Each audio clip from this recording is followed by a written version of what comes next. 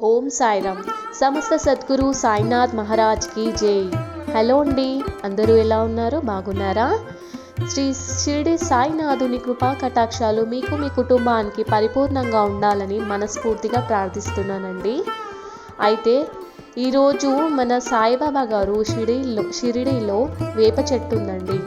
ఆ వేప చెట్టు కిందే ఎప్పుడు కూర్చునేవారనమాట బాబా. అయితే ఆ వేప చెట్టు కింద ఒక అద్భుతం జరిగింది ఒక భక్తుడికి. సో దాని గురించి మనం తెలుసుకుందాము. ఈ వీడియోలో నేను తెలియజేయబోతున్నాను. అయితే ఆ వీడియో స్టార్ట్ చేసే ముందు చిన్న లైక్ ఇచ్చి సబ్స్క్రైబ్ చేయండి నా ఛానల్ని. మీ అనుభవాల గురించి కూడా నాకు తెలియజేయాలంటే నా ఈమెయిల్ ఐడి డిస్క్రిప్షన్ బాక్స్లో ఉందండి. సో దానికి మీరు పంపిస్తే కనుక మీ అనుభవాలను కూడా నా యూట్యూబ్ ఛానల్లో తెలియజేస్తాను అనమాట, విత్ యువర్ పర్మిషన్. ఓకే, నేను వీడియో స్టార్ట్ చేస్తున్నానండి. అయితే షిరిడి సాయిబాబా షిరిడీలో వేప చెట్టు కింద కూర్చుంటారనమాట ఎప్పుడు. ఆ వేప చెట్టు కింద జరిగిన ఒక మహా అద్భుతాన్ని గురించి ఈరోజు తెలియజేస్తున్నాను. అదేంటి అంటే, ఒక భక్తుడు పుణ్యక్షేత్రాలన్నీ తిరుగుతూ షిరిడి చేరుకున్నాడనమాట. షిరిడి సాయినాథుడు నడిచిన పుణ్యభూమి కదా. బాబా పాదస్పర్శలతో ఆ నేల అనువనువు పవిత్రతను సంతరించుకుంటుంది. ఆ యాత్రికుడు మనసు పులకరించి గొప్ప శాంతి కలిగింది. ఆ ఆనందంతో చెట్టు నీడను కూర్చున్నాడు. వెంటనే నిద్ర కమ్ముకొచ్చింది. చక్కని పాన్పు ఉంటే కమ్మగా నిద్రపోదును కదా అని అనుకున్నాడట. షిరిడీలో ప్రతి చెట్టు కల్పవృక్షమే కదా. సాయి అనుగ్రహం బలం వల్ల అతను కూర్చున్న చెట్టు అతని కోరిక నెరవేర్చింది.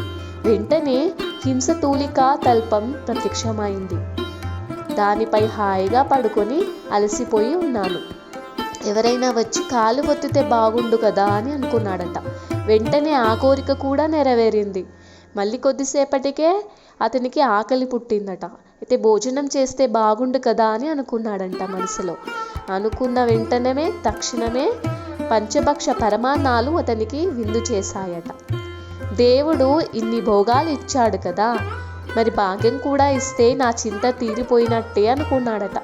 క్షణాల్లో ధాన్యాలు అక్కడ రాసులై వెలిసాయట. తలవటమే పాపం అన్నీ జరిగిపోతుంటే ఆ భక్తునికి మతిపోయింది. తానున్నది షిరిడీలో అని కానీ, అది ఒకప్పుడు బాబా పాదం మోపిన పవిత్ర నేల అని కానీ, బాబా అనుగ్రహ బలం వల్లే తనకు నీడనిచ్చిన చెట్టు కల్పవృక్షమై కోరికలు తీరుస్తోందని కానీ ఆ భక్తుడు గ్రహించలేకపోయాడు. కొద్దిసేపటికి భోగభాగ్యాలు అనుభవించేసరికి అతనిలో వ్యామోహం పుట్టుకొచ్చింది. ఏమైనా సంపద అంతా సొంతం కావాలనే స్వార్థం, దానిని ఎవరికైనా కొల్లగొట్టుపోతారేమోనన్న భయం. అంటే ఇప్పుడు ఆయన దగ్గర ఉన్న వస్తువులు ఎవరైనా తీసుకెళ్తారేమో అని భయపడుతూ ఉన్నారు. సంపద వచ్చినట్టే పోతుందేమో అని దుఃఖం మొదలైంది తనకు. తనలో కలిగే ఆలోచనలు తగ్గట్టే ఇప్పుడు దొంగలు వచ్చి ఆ సంపద మొత్తం దోచుకుపోయారు కదా అనుకున్నాడు. అలా అనుకోవటమే పాపం. నిజంగానే దొంగలు వచ్చి కూర్చున్నారు. బెదిరిపోయిన భక్తుడు వెంటనే దేవుడా వీళ్ళ పీడ విరగడై చెయ్యి అని ప్రార్థించాడట.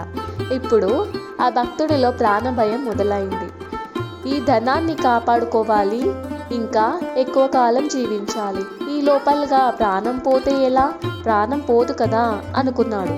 అనుకున్నంత అయ్యింది. ఎదురుగా యమదూతలు నిలిచారు. ఎందుకంటే ఈయన కల్పవృక్షం కింద ఉన్నారు కదండి. ఈయన మంచి పలికితే మంచి జరుగుతుంది, చెడు పలికినా చెడు జరుగుతుంది అనమాట. ఆయన మనసులో ఏదైతే అనుకుంటాడో అది తక్షణం ఆయన ముందు ఉంటాయన్నమాట. అయితే యమదూతలు నిలిచేశారు. భక్తుడిపై ప్రాణాలు పైనే పోయాయి. మనసులో భయం తప్ప మరో ఆలోచన లేకపోయింది. ప్రాణం ఉగ్గపట్టి కళ్ళు మూసుకున్నాడు. అయితే ఆ భక్తుడు ఒక విషయాన్ని గ్రహించలేదన్నమాట. అతనున్నది షిరిడి గ్రామంలో. బాబా భక్తులను అభయహస్తాలతో ఆపదలో ఉన్న వారిని కాపాడటానికి వేల క్రోశాల దూరనున్నా కూడా అతను మన ముందే ప్రత్యక్షమవుతారనమాట బాబా గారు. అయితే ఇంకా ఆయన భయంతో కళ్ళు మూసుకునేసరికి బాబా వచ్చేసి తనని ప్రాణభిక్ష పెట్టి జ్ఞానోదయం చేశాడనమాట ఆ భక్తుడికి. అలా లోకుల రీతి ఇలాగే ఉంటుంది అని బాబా చెప్తున్నాడు. భగవంతుడు కల్పతరువు, మనం ఏం కోరినా అనుగ్రహిస్తాడు. అయితే మన కోరికల్లోని మంచెంతో చెడెంతో మనమే ఆలోచించుకోవాలి. జీవితంలో తృప్తి చెందడం, కోరికలు తీరటం, వ్యామోహం వీడటం ఈ జన్మకి జరగవని మనం భగవంతుడిని అంతులేని సంపదలు, సుఖాలు ప్రసాదించమని కోరుకుంటాం. చివరకు ఏమవుతుంది? వాటిపై పెంచుకున్న వ్యామోహం భయానికి, దుఃఖానికి కారణమవుతుంది. మనం కోరుకునే ప్రతి భౌతిక కోరిక వెనుక ఒక పెద్ద పులి దాగి ఉంటుంది. అది చివరకు భయాన్ని, దుఃఖాన్ని మిగులిస్తుంది. కాబట్టి చిన్నా చితకా కోరికలు తీర్చమని బాబాని వేడుకుంటూ మనలోని శక్తిని దుర్వినియోగం చేసుకోవటం ఎందుకు? ఏకంగా సాయినాథుడి అనుగ్రహాన్ని కోరుకుందాం. సాయినాథుడి అనుగ్రహమే శాశ్వతం. మిగతావన్నీ ఈరోజు ఉండి రేపు వెళ్ళిపోయేవే కదా.